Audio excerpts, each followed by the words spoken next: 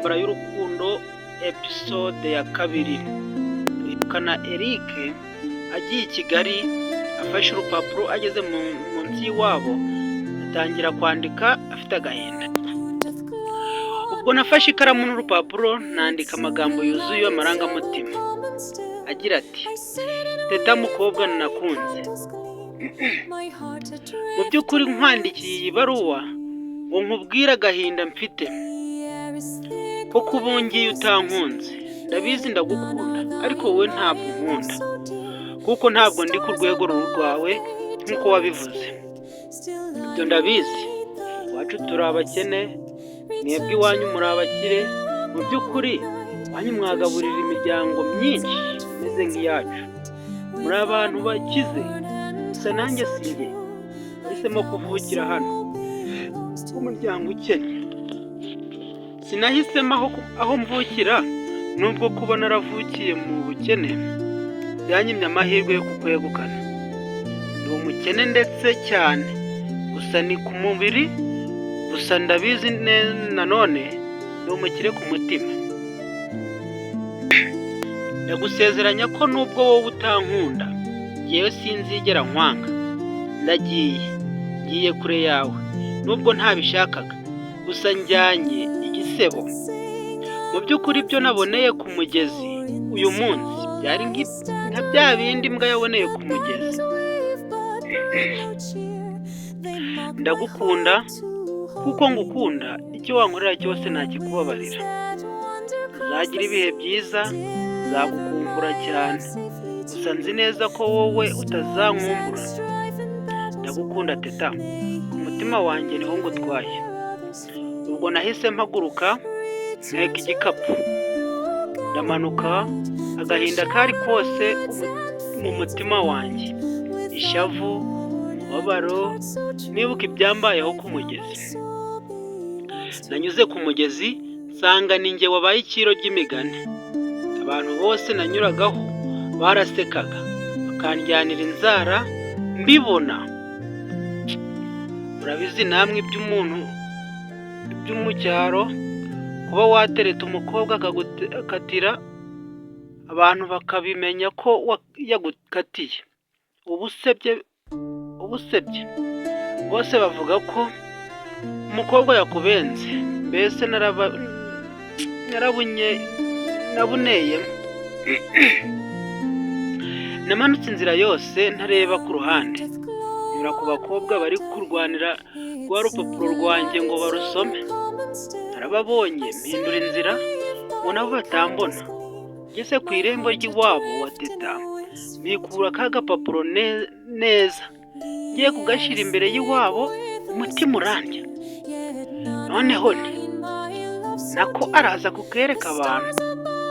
Ese nisubiraho ndongera mbika ka gapapuro.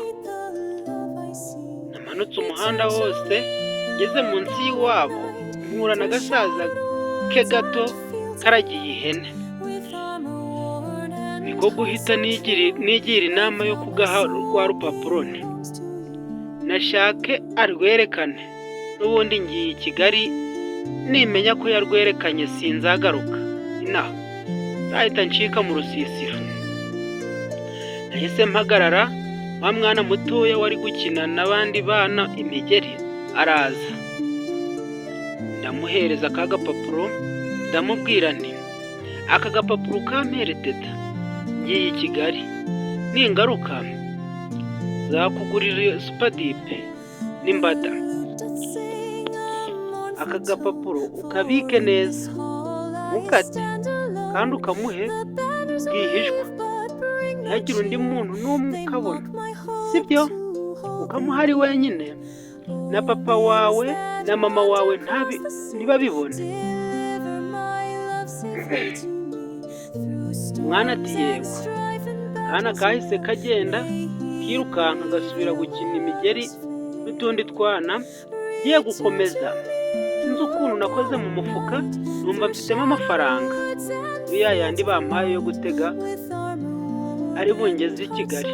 Nahise mfunga mu mutwe nkuramo 500 kuko nari mbuze igiceri namuha. Nta giceri nari mfite. inoti mpita muhamagara imuhereza kugira ngo mwigireho inshuti azantangira ubutumwa. Abantu mutereta cyane ibi murabizi ukuntu mwikundishwa kuri basaza b'abakobwa. Aho wahereye numva uvuga ngo wibuca kugira ngo bajye babavuga neza. Aha yewe rero we ntabyo uzi ni kuvuga ko utazi intambara y'urukundo. Nanjye ndakuri zatangira gusohoka ejo wibuca ubwo nageze ku muhanda.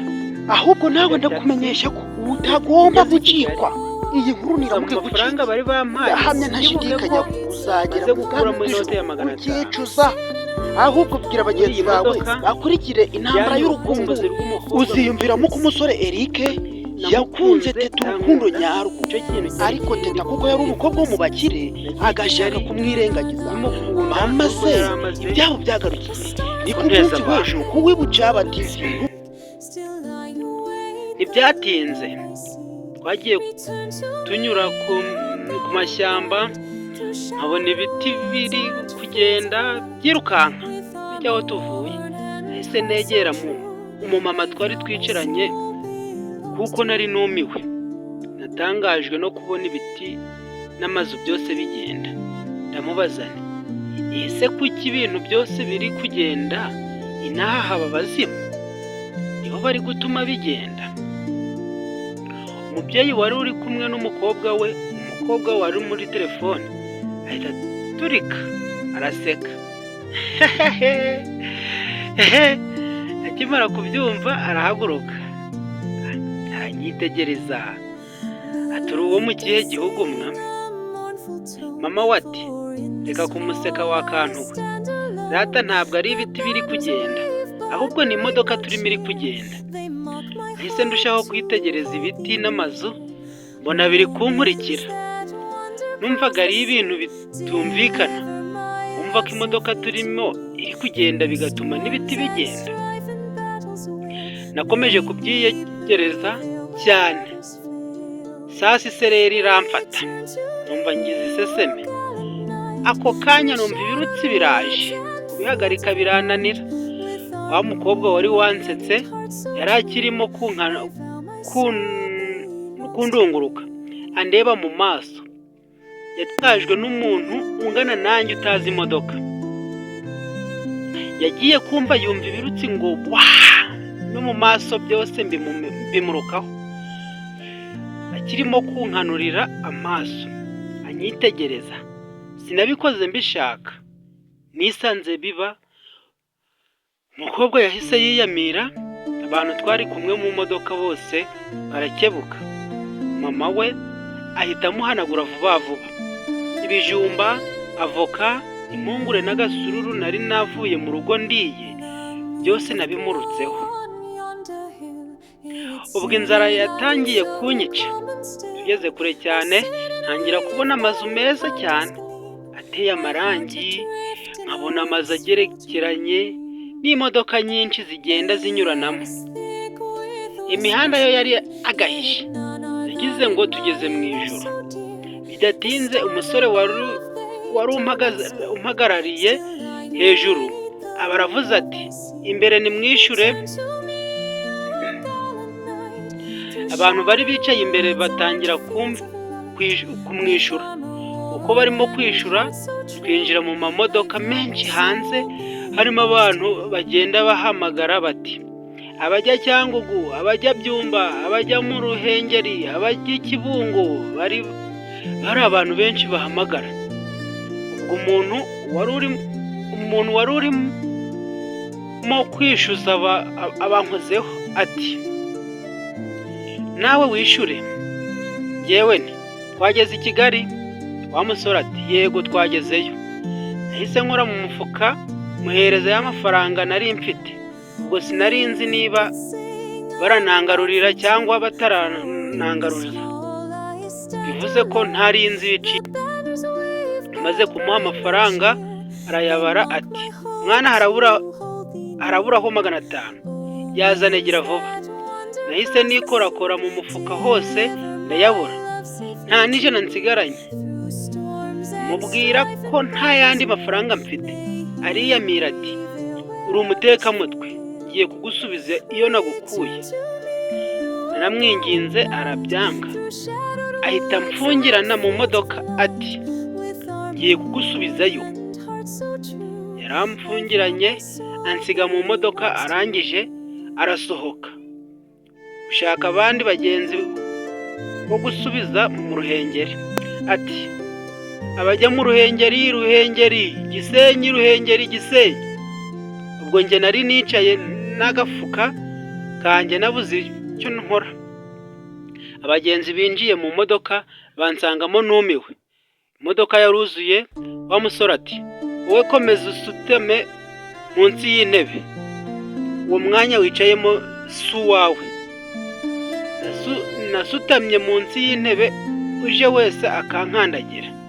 Ngiye kumva numva wa musore akubise ku modoka ati shoferi tugende, imodoka yuzuye. Imodoka yahise ihaguruka ako kanya, numva ihise ifata amaferi bitunguranye.